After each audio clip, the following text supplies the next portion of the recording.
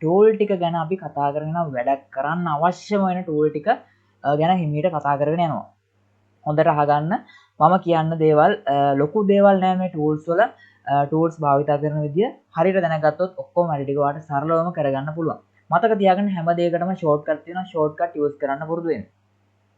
පළවෙනි ටූල් එක තමයි මෝ ටූල් එක.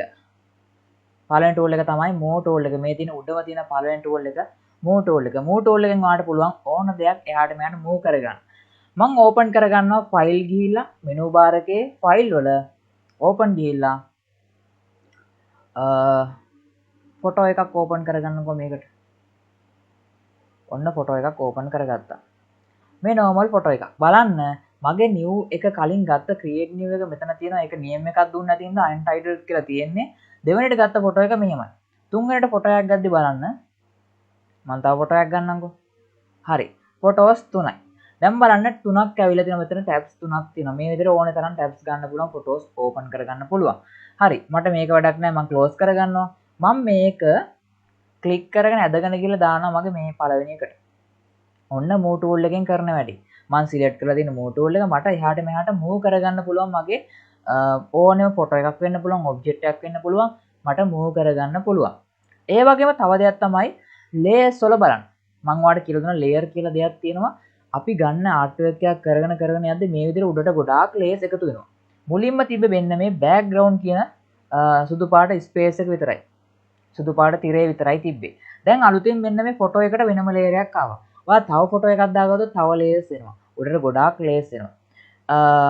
එතකොට මම තව දෙයක් කියලා දෙන්නම්. මේ ලේයර්ස් වල නේම් එකක් ඔයාලට චේන්ජ් කරගන්න පුළුවන්. දැන් මේ යට මේකේ බෑග්ග්‍රවුන්ඩ් කියලා තියෙනවනේ. ඒක පැහැදිලි.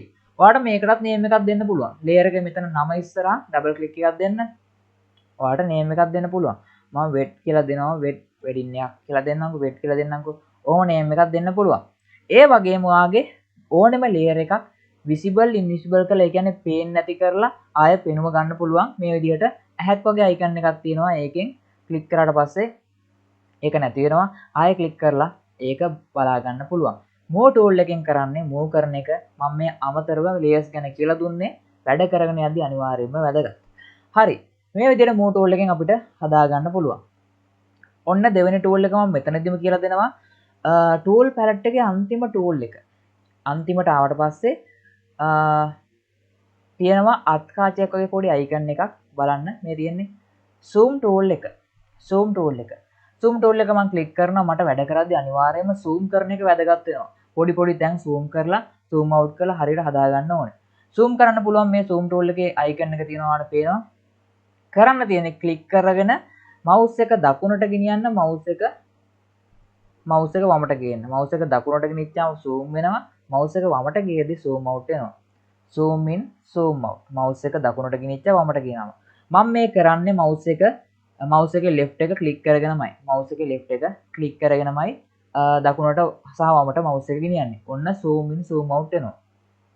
එතකොට zoom tool එක පාවිච්චි කරද්දී ඔයාලට shortcut එක use කරන්න පුළුවන්. කෙලින්ම zoom tool එක මෙතනින් ඇවිල්ලා select කරගන්න ඕනේ නැහැ. keyboard එකේ Z key එක press කරාට පස්සේ zoom tool එක automatic වෙනවා. ඒ වගේම move tool එකට shortcut එකක් තියෙනවා. keyboard එකේ V අකුර keyboard එකේ V අකුර V press කරාට පස්සේ move tool එක automatically එනවා. මම මේ වෙන tool එකක ඉන්නේ. බලන්න මම keyboard එකේ V press කරනවා. කෙලින්ම move tool එකට එනවා. හරිද? මම දැන් තව දෙයක් කියලා දෙනවා. මේ zoom tool එකෙන් අරගත්තට පස්සේ මම click කරලා ඔහම හදා ගන්න එපා. දකුණට වමට ගෙනලා කරන්න. හරි. ඊට කලින් මම අනිවාර්යයෙන්ම ගිහලා zoom tool එක ගන්නත් ඕනේ. එච්චර කරන්න ඕනේ නැහැ. මම ලේසි ක්‍රමයක් කියලා දෙනවා zoom කරගන්න. keyboard එකේ